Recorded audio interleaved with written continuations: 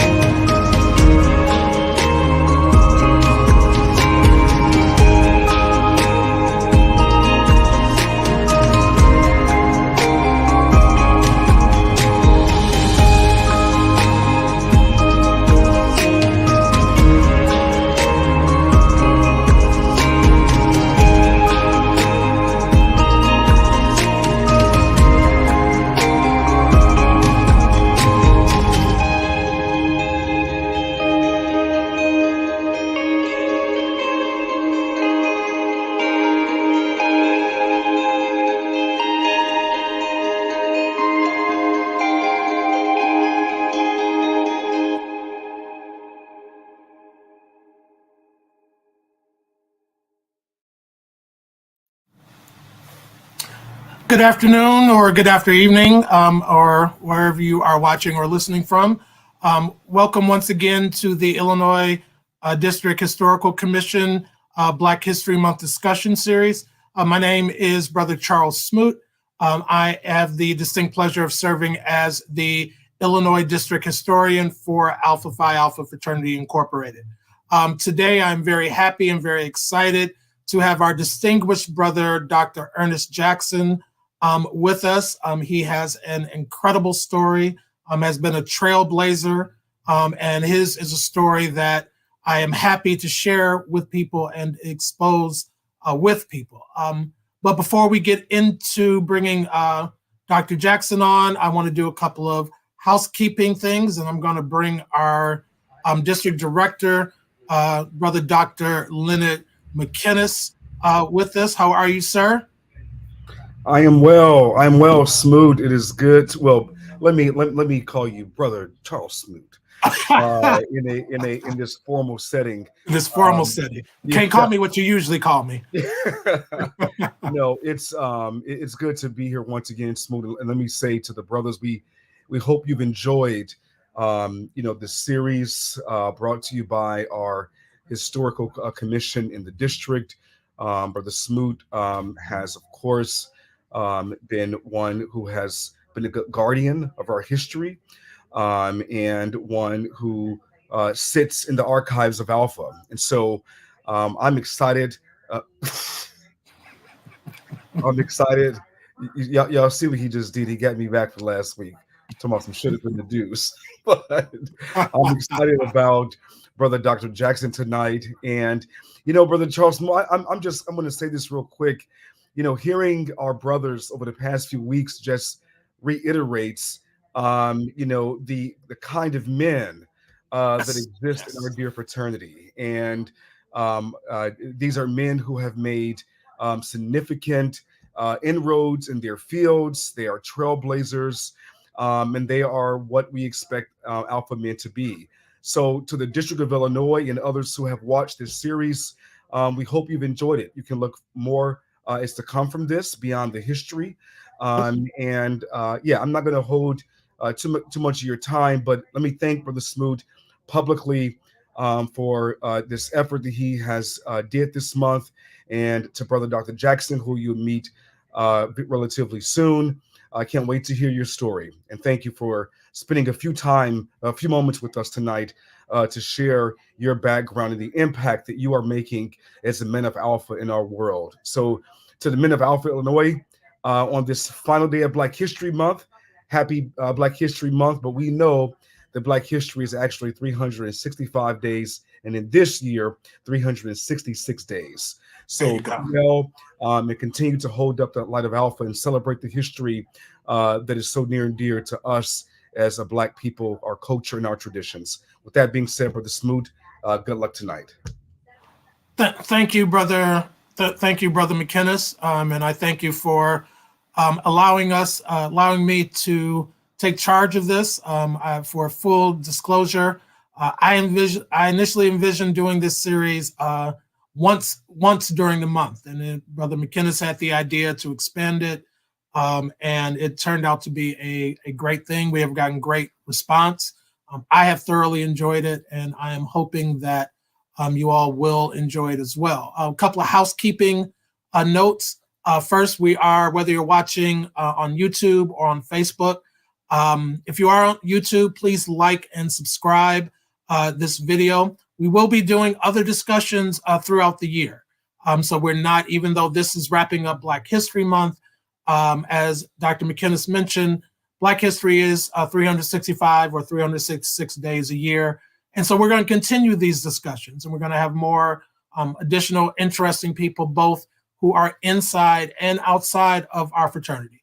So please like and subscribe on our YouTube channel or on Facebook, so you can keep abreast with future discussions. Also, if you're watching with us live, feel free to drop a comment or a question in the comment box, and we will address them to Dr. Jackson, and we will get those answered. Now, we have one more discussion that we are going to publish. We did record a discussion with Brother Shaka Rawls, who is the principal of Leo Catholic High School.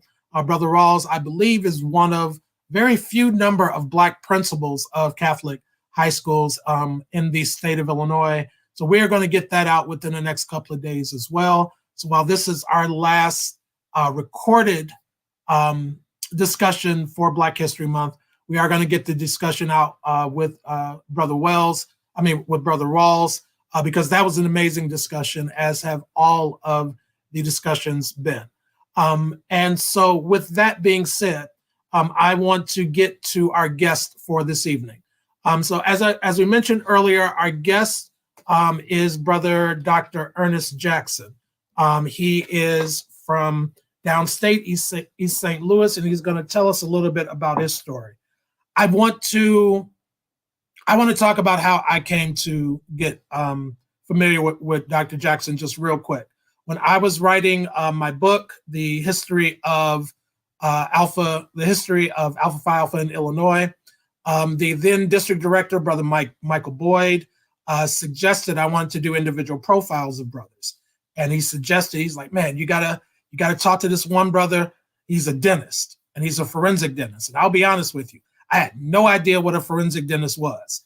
And I said, oh, okay, well, I'll talk to him. And I called him and said, I'd like to talk to you for the book I'm writing. He was very generous with his time. And my mind was blown. Brother Jackson's path has been nothing short of incredible. One thing I tell people, there are two things that I am excited about in my book. And this is the book I'm referencing. You can also see the image there. Available on Amazon, $25. But two things in my book that I'm most proud of.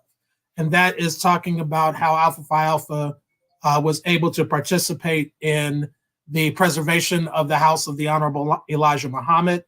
And it is the profile on Brother Dr. Jackson. And so I'm bringing Dr. Jackson to the stage, and we will begin. I would talk about some of his accolades, but I want him to talk about it instead of me talking about it. So Dr. Jackson, my dear brother, my good brother, my friend, how are you, sir? I'm doing wonderful. Let me start out by saying it is an absolute privilege to be with you this evening.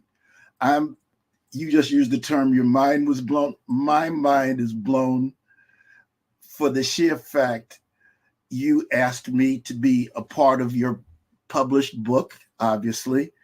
And page 111. Page 111. And even being considered to be on your program this evening with the names of brothers. Oh my goodness. I don't know why I'm here actually or how, but thank you so much. Well, Brother Jackson, you're here because, as I said earlier, your path and your career is nothing short of incredible. It has always inspired me. I talk about you all the time. I'm very quick to bring up, when people talk about notable alphas, I'm quick to bring your name up. One of the things that I've tried to do, both in my history, in my role as a historian for the district, as a historical writer, is to expose people to people they've never heard of. And I mean no shade with that, but the reality is I want to expose people like yourself so they understand that you are someone who has been making history literally for a number of years, and not enough people are aware of it. And so that's one of the reasons you are here. I'm glad you accepted. Next time we see each other, we will embrace and have a drink as we normally do, and we will commensurate. But I want to get started. Brother Jackson, tell us about your background, where you came from, where you grew up, what your early education was like. Tell us a little bit about that. Well, I was born and raised on 24th Street in East St. Louis, Illinois. And as far as education goes, post high school, I went to Xavier University of Louisiana. I started in 70, graduated in 1975 with a dual degree in biology and medical technology. After that, I went to graduate school and got a master's degree in healthcare management from Southern Illinois University. And after that, I went to dental school. Well, actually, I was at St. Louis University's Department of Clinical Pathology and Laboratory Medicine, and it was the PhD program. I was what you call an ABD, all but dissertation. That's when I went to dental school at Southern Illinois. Okay. I'm sorry. Go ahead, please. Well, let me go back just a little bit.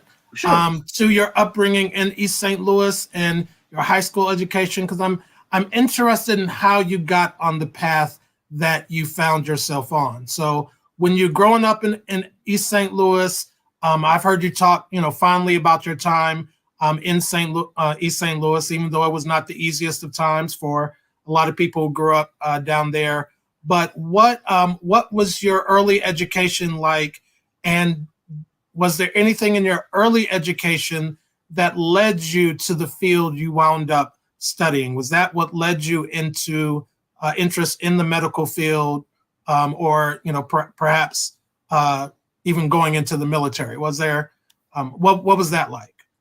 That was, I could just say that the people who, and a good percentage of them were alphas, including my father, always stressed education. Okay.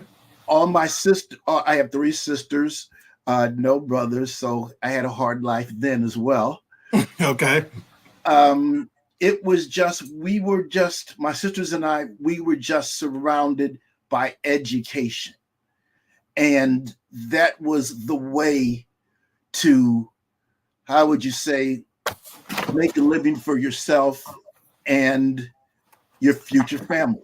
Right. I'm a proud dad of 2 girls, and they haven't gone to the educational, level I have, but they're doing very well, and I'm proud of each one of them. In East St. Louis, Delta Epsilon Lambda, which is my chapter, I was surrounded by educators. I was surrounded by doctors. I was surrounded by any professional field imaginable. And that arena gave rise to even more the educational situation. And that was really instilled, in myself and my sisters. And as far as science was concerned, everybody in my family were educators. And I really didn't have a feel for that. Even though I do lecture quite a bit, and I've been able to go around the world with that, literally. Right. I guess the high school part of it it really didn't steer me towards science. Okay. But Xavier did. Okay. Xavier, they have a wonderful pharmacy school. They have the best record of having African Americans go to medical school, dental school, and the graduate sciences than any school in the country. And we should notice that Xavier is one of our top HBCUs, historically Black colleges and universities, Exactly. located in New Orleans. Is no Morehouse? I got to say that. I understand. I'm contractually obligated for Morehouse. But yeah, you're right. Xavier does have a long and rich tradition, and has for a number of years, of educating doctors and dentists. And so when you say that Xavier played a role in that for you, how did that manifest for you? Well, I was surrounded by other students who were going into pharmacy, like my roommate. pre-medicine. And I thought about it and I said, well, I would like to think I was just as smart as, my friends were. And Right. I just took that direction and I enjoyed it. Okay. Science was my thing. And I had no idea that it was. But Xavier brought that out of me. Xavier is the place that got me to where I am. It was the level of education, even more so the discipline. Gotcha. High school, was basically regurgitating information. Okay. Xavier made me think. Okay. Xavier made me, I guess, start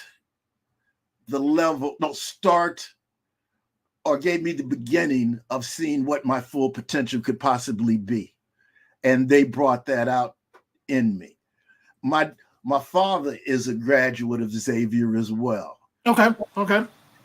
Two of my sisters, two of my three sisters are Xavier graduates.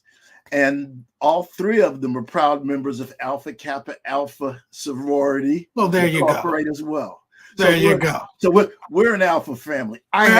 Good alpha family. That's right. I had absolutely no choice. Absolutely none. No, I can relate to that. Yes, sir. I come from an alpha family as well. 2 cousins and a mother that's an AKA. So I can appreciate that. Well, now, I'm sorry. Go ahead, please. No, go on. What you were going to say? I was going to say, if you're a Jackson, you're going to be an alpha. It's that simple. And I can completely understand that. Now when you graduated from Xavier, you went back to East St. Louis for a while? Or? Yes, I did. Okay. Yes, and you graduated from Xavier in 75. Correct. And you became a member of Alpha through Delta Epsilon Lambda in 76. Correct. So now I know you just said, your father was a member of Alpha and he was in that chapter, but yet we all have choices. And even with the influence of your father, what was it about Alpha that drew you, that made you want to do that, not just to walk in your father's footsteps or, something else, but, what precipitated that choice to decide to come into the fraternity at that time? It was the caliber of men among men that I knew ever since I can remember being me. They would have, the Alphas would have fraternity meetings, and they were at, some of the brothers' houses, and some of my father's friends and brothers. I knew them ever since I was, like I said, 4 or 5 years old. And right. those were the models. Those were the examples. And they were all professional men. They were just, and one of my uncles was past president of Delta Epsilon Lambda as well. Okay. So, like I said, it was the caliber of men. It was the examples that they gave me, and the examples that the AKAs gave my sisters. It was just, how do they say? It was an alpha thing. Right. It's that simple. I completely understand that. Completely understand that and relate. Now you went to, as you referenced earlier, you obtained a master's degree in healthcare management from SIU, and then went for the doctor of dental medicine from SIU. But you also, what you didn't mention, and later on, you got a master's in criminal justice from Lincoln University.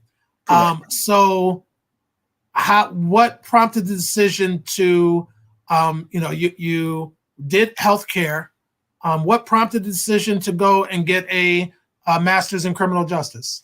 Well, it was to make to be honest, to make myself more marketable in my chosen field. Working with the prison system and being the state director. My first 3 years straight out of dental school, I was a dentist at the Iowa State Penitentiary, and I loved it. I absolutely loved it. And I was able to treat patients who ordinarily wouldn't get the care that they need. And I'm not going to say it was cultural, but I am going to say that it had to do with an underserved population that people don't even think of, that they need dental care, just like anything else. How do they say, the eyes are the window to the soul? Right. The mouth is the window to the body. Gotcha. Now, so while you were involved in that, when did you initially enroll in the Air Force? I went to the Air Force directly out of dental school. Okay. Directly out of dental school, and when dinosaurs roamed, I owed $80,000. Right. And that was an insurmountable. That was a number I couldn't fathom. Right. We still can't fathom that today in some ways. Yeah. Oh, I hate to think what it would be now, and I'm talking 40 years ago. Right. Anyway, I thought, well, my father was military. I thought that I would see what it would be like to be in the military.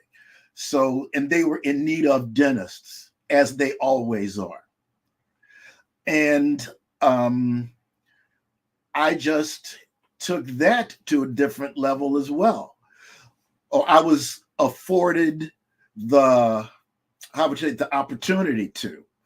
The Air Force sent me first of all, they paid my school loans. Well, there you go. In the first 3 years. Mm-hmm. So the $80,000 just flew away. And when it was paid off, I think I threw a party. It was unbelievable. And so, go ahead, please. So you went on a path for forensic dentistry. Yes. And so I want to get into that a little bit. And first, can you explain, because when you and I first talked, the very first time you talked, and with Brother Boyd, who again was the district director at the time when I was working on the book, a member of Delta Epsilon Lambda, very good brother. Don't tell him I said that, because I don't want him to think I say anything nice about him. Well, he'll see it on YouTube if he's not watching now. Right. No, he's not. Well, he might be. I sent him a text, so you never know. I see Mike. But I remember when Brother Boyd told me, you need to talk to this brother that's a forensic dentist. I kid you not, I said to him, well, what the hell is that?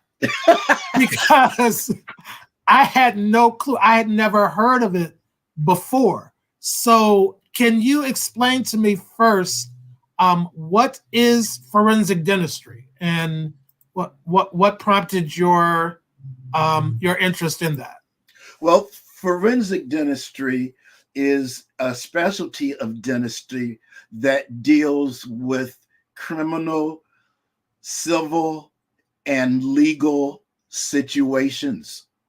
I'm sure everyone would, when it first comes to mind, they think of identifying people, people who are lost their lives when there's no idea who they are. Say for instance, people who have drowned, people who have died in fires, people who have died in mass disasters. And that is one of the most noble and grandest, how would you say, specialties that you can go in, because you're helping families to resolve the not knowing. Right. So the grieving part of things, so the grieving process can start, because a lot, when there are missing persons or whatever the case may be, there has to have a sense of closure, right, for the family, the loved ones, the friends, associates. And that when a positive identification is established, right, that initiates the closure that people must have to move on with their own lives.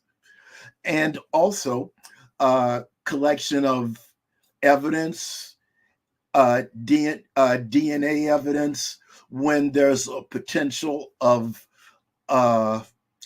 biting, struggling, or whatever the case may be. Okay. There's one thing that I want you to keep in your mind, and the other brothers in the audience keep in mind. When someone is attacked and they are seriously in fear for their life, Mm-hmm. they will do anything. They will kick, scratch, hit, bite. And that's when doctors like myself come into play.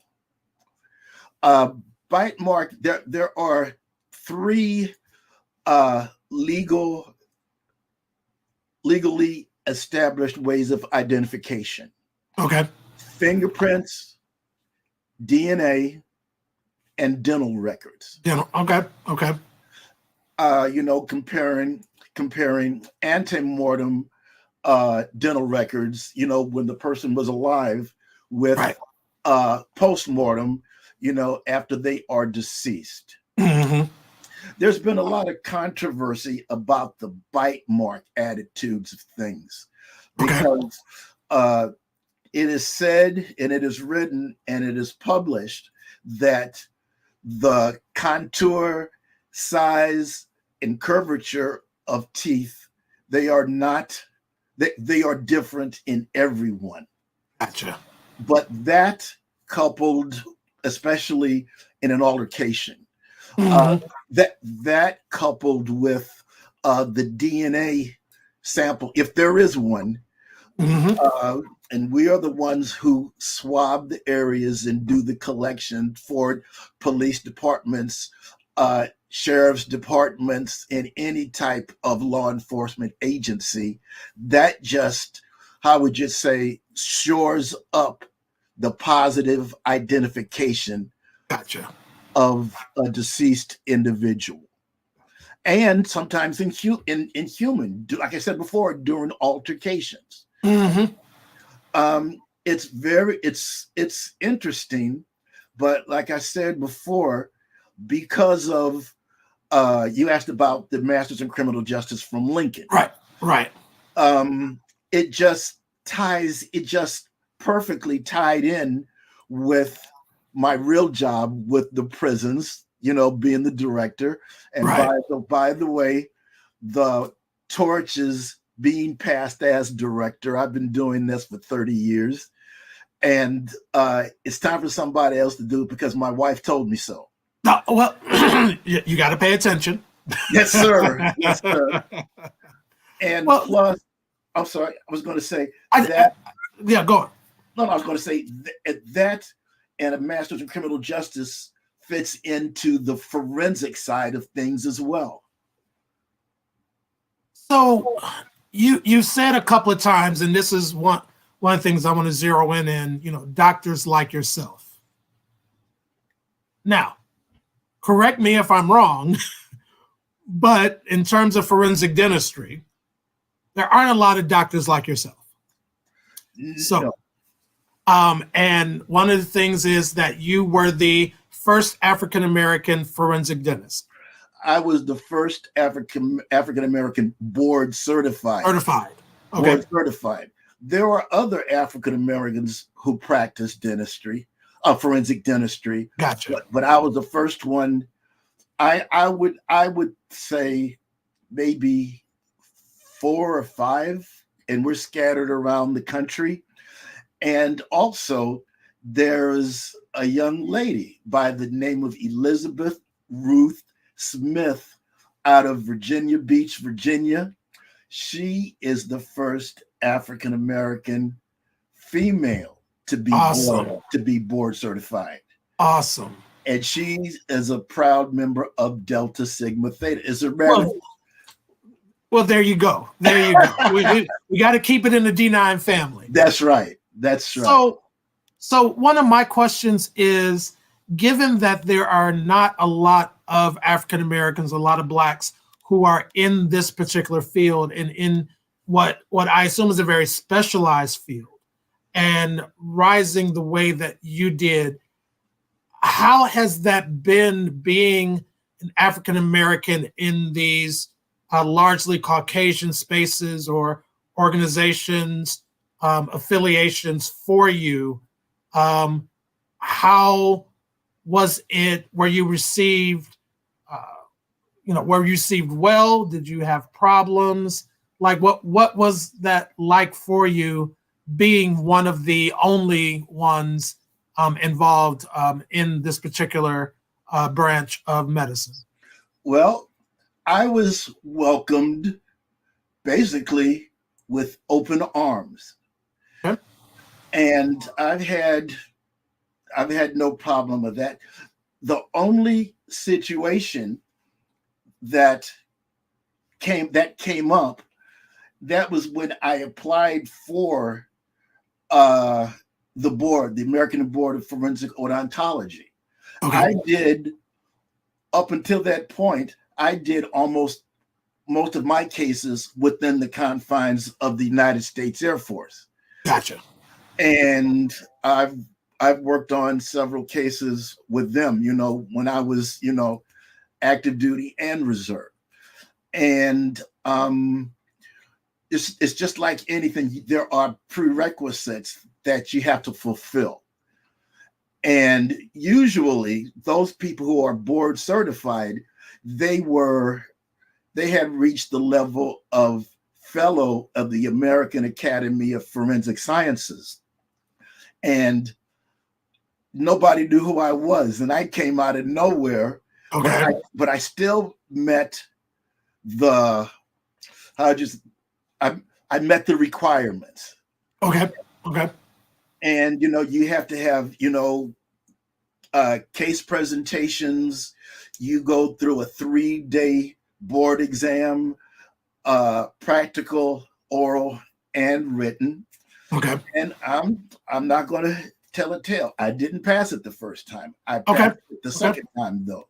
Okay. But,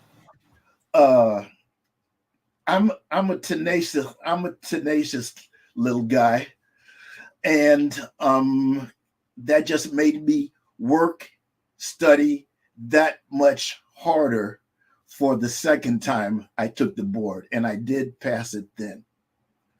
And that's why I enjoy the number 111 so much. Exactly.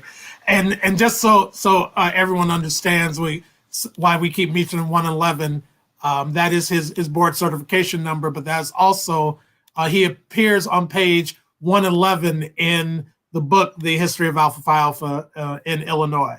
And so there's a little bit of a connection there for him. So I'm glad we were able to properly make that connection for you. I want to ask you a little bit about your military career, because you were, and again, correct me if I'm wrong, you served in Desert Storm. Correct. And you were the head dentist, or one of the head dentists in Desert Storm, or? On the forensic odontology side of things, I was the third in command. Okay. I was the third. And that was done through the Armed Forces Institute of Pathology. It was an experience I will never ever forget in my life. I was standing toe to toe, shoulder to shoulder with the doctors who wrote the books that I studied Wow. to become a board certified forensic odontologist. Gotcha. And I'm thinking, why am I here with these people? You know, I mean, they were the forensic gods. Right. And they were the most easy, they were the most wonderful officers and technicians to work with. I was, even though, you know, even though it was a wartime situation, it made me proud, number one, to be able to serve, number two, to be able to work in a specialized field, as like I said before, that helped give closure to families. Right. Right. And so being in that type, being in that type of environment where being in the military and, with everything that was going on with Desert Storm, what you had to deal with and things you've done before and afterwards, what is there a case if you can't give details, I completely understand, but are there any cases or any things that stick out to you that made you feel like your role as a dentist, as a medical professional, where you felt particularly, those moments like, yeah, this is why I'm doing this, or this is what makes all the hard work worthwhile? Like, are there, is there an instance or two where it really kind of nailed home for you the effectiveness you had in your profession? There was a case, and obviously this has been, oh goodness, 20 years ago. It was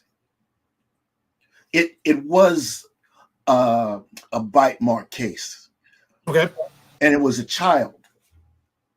And it was an Air Force family. The mother and father were both airmen. Okay. And of course they had a babysitter because they were on on duty during the day. And when they came home, there was these strange marks on their child. And I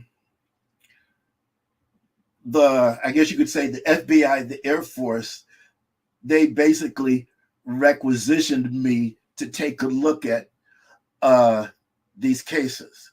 Okay. And this case rather. And the thing about it was, a child, an infant actually, maybe 2-3 years old, and they can't speak for themselves, obviously. Right.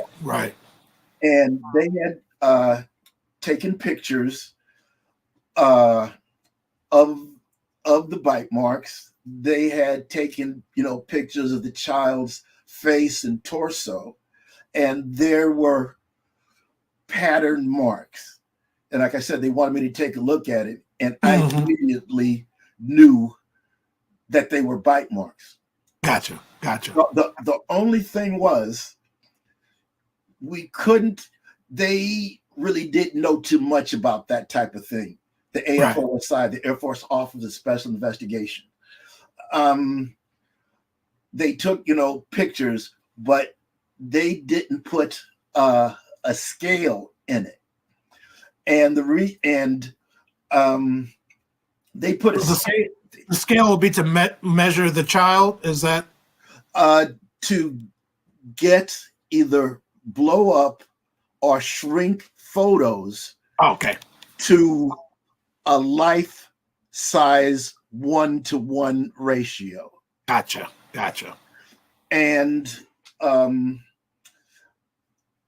casts or molds were taken of the people who came in contact, the mother, the father, the babysitter, and just from the size, depth, width, and length of the bite mark, it was an adult dentition. It was an adult set of teeth. Gotcha. Okay. And what's so wild about it was, like I said, they didn't put a scale in it, but to be able to get a life-size photo 1-to-1 ratio, if you're lucky, you can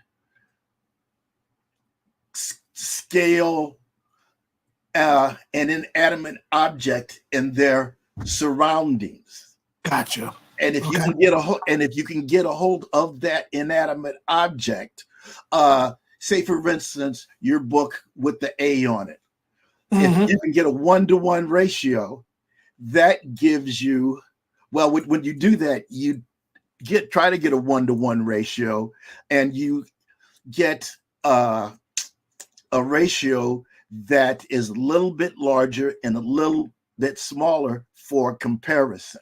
Okay. And the thing about it was, in the picture, it was a little girl. Like I said, she couldn't speak for herself, and for some strange reason, the mother had her ears pierced, and I guess I took the earring, placed it on the photo, and had it sized to a 1-to-1 ratio. And you could take that earring and place it on the photograph with the exact size. Wow. And obviously it wasn't obvious, but it was the babysitter who did that. And she was not truthful about it. But when there's undisputed evidence, right, and she was arrested. That's the one thing that stands in my mind. That's an incredible story, and thank goodness you were able to use those tools to be able to determine that. I want to switch gears just a little bit. And I want to bring up a subject that you and I have personally talked about before. One of the things that I have appreciated about you over the years, when I have contacted you for potential mentorship of young men who are looking to go into forensic science or medical fields, you've always been willing to help, offer advice, guidance, what have you. And we've had several conversations about the getting more African Americans involved, not only in the STEM fields, but in the medical field in general. We had a brother last week, Brother Boyede Sobaton, who started his career out as a nurse, worked in the ER, and talked about some of his experiences as an ER nurse and later as a healthcare administrator. And he talked a little bit about some of the difficulties that he had as a nurse working, ensuring that, people of color, minorities get proper health care, get proper treatment. But going to what you and I have talked about before, what is your opinion or thoughts about ways to get more African Americans, more Blacks involved in the medical profession, and how much do you see that as being a need to get Blacks involved in those areas? How much of an issue do you see it being, if an issue at all? It is an issue, and in the next 10 or 15 years, there will be the lowest number of African Americans. And for some reason, I was just reading this yesterday because I try to keep up, in the statistical nature of things. Right. There will be a shortage of all physicians. There will be a shortage of all dentists, but even more so in the African American community. As of I'm sorry. What do you think that is? Lack of exposure to it. Okay. You have to, you have to, it's just like anything else.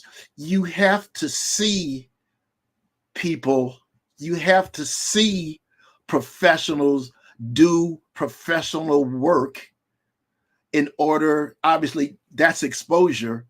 Right. And you have to not necessarily push, but try to get them interested in science. Right. That's the thing. Mm-hmm. And one of the things about that, obviously, that is one of the most stable career moves or career situations anyone can have. Right. Whether it be nursing, whether it be medicine, whether it be dentistry, whether it be radiology technicians and all. Mm-hmm. There will always be a need for healthcare. Right. Always. And as you just alluded to, we are the most underserved section of the United States there is. Right. And I'm proud to say that one of my, I guess, mentees just graduated from medical school this Nice. past December. Okay, good. Good. Yes. And we talked for, on a continual basis for 5 years. Mm-hmm. And I knew he was getting close, and it was getting close. and then he called me. His dad called me, said he's a doctor now. Oh, that's awesome. Oh, it was just, it just gave me chills. As a matter of fact, I'm getting chills right now. Just I can tell. I can tell. I can watch you get a little animated over it, and that's awesome. What types of things? And this is going to be a two-parter question. What types of things do you think we as a community can do to increase the interest of young people, of young African American men and women to go into healthcare? And part two, because I got to ask this, what do you think that we as members of Alpha Phi Alpha can do to encourage young men and women to go into the healthcare fields? Start them off young. Start them off young. Now, when you say young, how young do you mean? In my mind, I would say 6th, 7th, 8th grade. Okay. Because just from constant exposure, there's going to be an interest. Right. They may not go into, the medical fields, but at least there is an interest. And if, just say there's 10 and 1 or 2 students, whether it be male or female, that's 20%. That's 1/5 of that population. And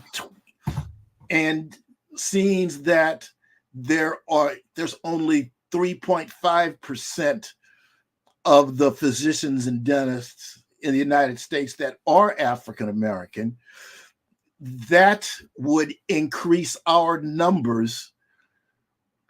I'm not going to say exponentially, but right. But I can say it will put a dent in the lack of need that exists and will continue to exist. Right. And I'm not just going to sit here and say just African Americans. There's going to be a shortage of physicians and dentists, period. Across the board. Okay. Across the board. Very much so.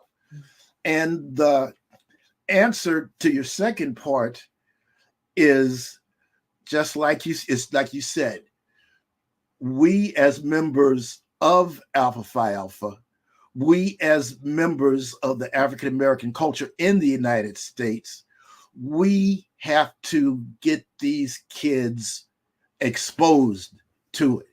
Maybe have people like myself or in any other healthcare field come talk to the students. No, you just volunteered yourself. Exactly. I got no problem. Absolutely no problem. I've done it before and I'll do it again. Yeah, yes, sir. Most definitely.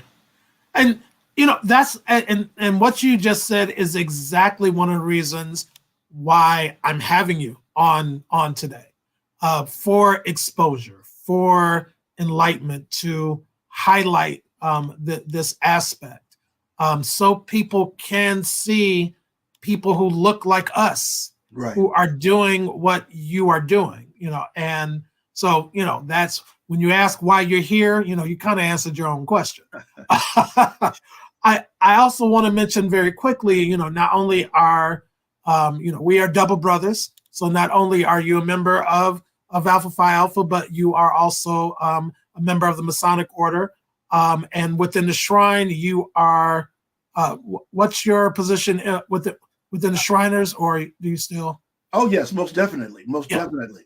As a matter of fact, my position within the Shriners, I'm the chief dental officer for the Prince Hall Shriners. Okay.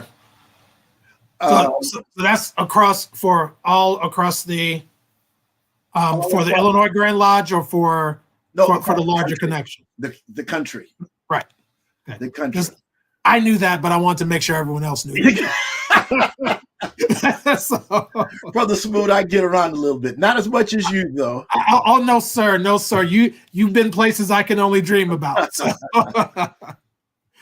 And what has that experience? I know that there are similarities between working with the fraternity and working within the lodge and in the subsequent houses like the Shriners. But what has that experience been like for you in your capacity, becoming the equivalent of the head dentist for the Shrine? What has that experience been like for you? It has been enlightening. It's been enlightening for me. And let's face the facts: the Masonic Lodge, Shriners, and the consistory they're an older population. Right. Which I am. I'm part of the older population. I just had my 71st birthday last month. And happy belated. Happy belated. What we do is we do clinics, Mm-hmm. For our organization, for the members, and the OESs, the silver. And OES, you mean the Eastern Stars? Correct. Right.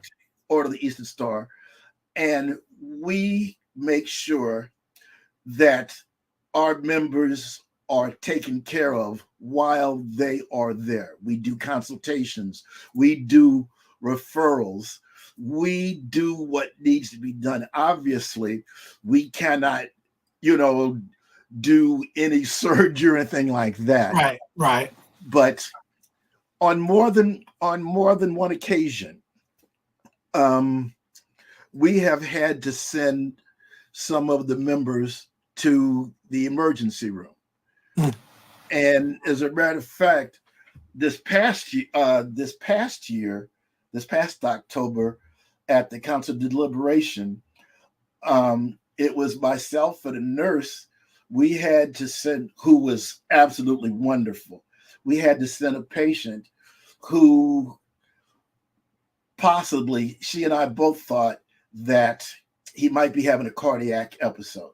Gotcha. So we sent him to the ER and found out that it was a minor, not life-threatening, but a minor having a minor cardiac episode. I'm not a physician, and I do not claim to be one. Right. But being a trained medical professional.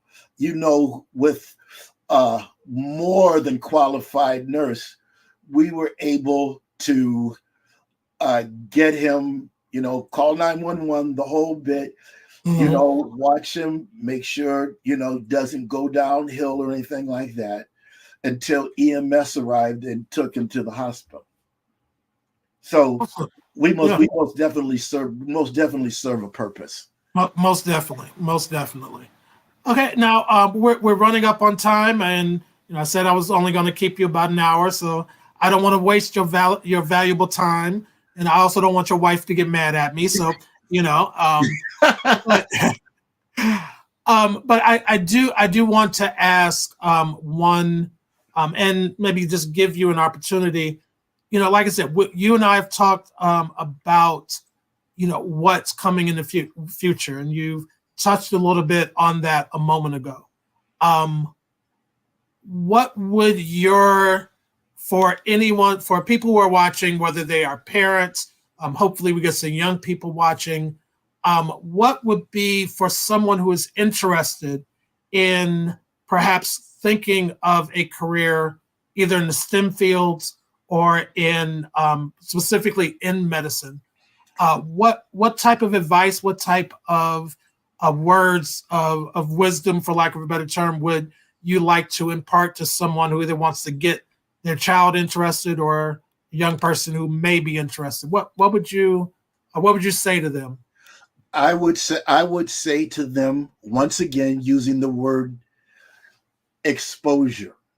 Almost everyone has, a family physician or some type of doctor or nurse or whatever. And almost everyone has a friend who is a nurse, a doctor, or whatever the case may be.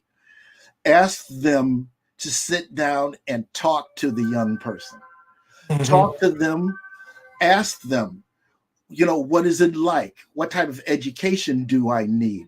What do you think would be more suitable for me? Read about the profession. There's no, how to put it, there's no better way of directing someone than following the director. Right. It's that simple. Right. Makes a lot of sense. Brother Jackson, I could keep talking to you for a while, as we have done before on several occasions. Yes. I am, like I said, you capping out this portion of Black History Month for us as someone who, we've had several between Brother Sobaton, Brother Kelly. We started off the month with Brother McInnes. We're going to publish the discussion with Brother Rawls. Each and every one of you have been making history literally. And Black history is not just about what happened 30, 40, 50, 100 years ago, but what's happening today. And, we thank you for your contributions. We thank you for your service. I was telling my son earlier, he was like, "Oh, what you doing tonight?" I was like, remember that guy I've been telling you about, the forensic dentist? I get to broadcast him tonight. And he goes, "Oh, Dad, there you go." But I think he tuned in. So it is an honor to be able to showcase, all the other brothers and showcase you. I look forward. I know Brother McInnes had to leave us, but I know I speak on behalf of our district director, Brother Leonard McInnes, our regional vice president, Brother Franklin Stacy, that we are all proud of the work that you have done. We appreciate the work you have done, and we are proud to call you an Illinois Alpha, because there's something about us Illinois Alphas. We got a certain swag. That's right. And to your brothers in Delta Epsilon Lambda, we thank you. We thank them for having the wisdom to initiate you. I don't know if everybody's going to go along with that. Well, look, I got to give credit where credit is due. So, when when I talk to Boyd and I talk to Doss and some of the other ones, I can say, hey, thank y'all for initiating Brother Jackson. So, Thank them and the past brothers of Delta Epsilon Lambda, yes, for allowing me to be initiated into this grand organization of Alpha Phi Alpha Fraternity Incorporated. And by the way, just like in and what was the movie Animal House, I'm a legacy. You got to take me. There you go. There you go. There you go. Brother Jackson, thank you so much. This is not the last time we will be hearing from you. I was neglectful in mentioning. So you are about to retire. That is correct. You did retire from the military as a lieutenant colonel. That is correct. And you're about to retire from the Missouri Department of Corrections. That is correct. I'm sure your wife will be overjoyed. And that just means there's more work for you to do in the frat and in the lodge and in the shrine, and to help to continue to mentor young men and women. So I look forward to seeing what comes next from you, brother, because I know you're going to stay busy and I know you're going to keep having impact. So thank you again. And it has truly been my honor to speak with you this evening. Thank you so much for having me. And thank you so much for allowing me to speak with you and be the anchor of your series for Black History Month. That still freaks me out. Seriously. It's we give credit where credit is due, and with an alpha man like yourself, how can we go wrong? So, all right, my brother, thank you so much again, and we will be speaking with you soon. 11119. 06. Yeah. Take care, all right, my brother. Take care. Bye-bye. Bye. All right, folks. I hope you enjoyed that as much as I did. Brother Jackson is I wish we had more time, because his true story it cannot be contained in an hour. Somebody probably needs to write a biography of him. It ain't gonna be me, but somebody needs to do that. So again, thank you for watching. Thank you for tuning in. Do remember that this episode and previous episodes are available on our YouTube channel. So please like and subscribe to be able to come back and follow it. Thank you. Thank you, Mr. Timms. Yes, this was great. We are going to have additional individuals coming up in the future months. So please keep an eye out. This weekend, we will be putting out a link to all of our previous discussions. We will be posting that both on our Facebook page, and I believe I'm going to try to get them to put it on the Illinois District website, so you can come back to these discussions at your leisure. In the meantime, I do want to thank you again on behalf of our district director, Brother Leonard McInnes, and our regional vice president, Brother Franklin Stacy, along with our general president, Brother Willis Lonzer, who is also an Illinois Alpha. I do want to thank you for tuning in. Thank you for participating, and we will be seeing you soon. This is Brother Charles Smoot on behalf of the District of Illinois, bidding you a good evening.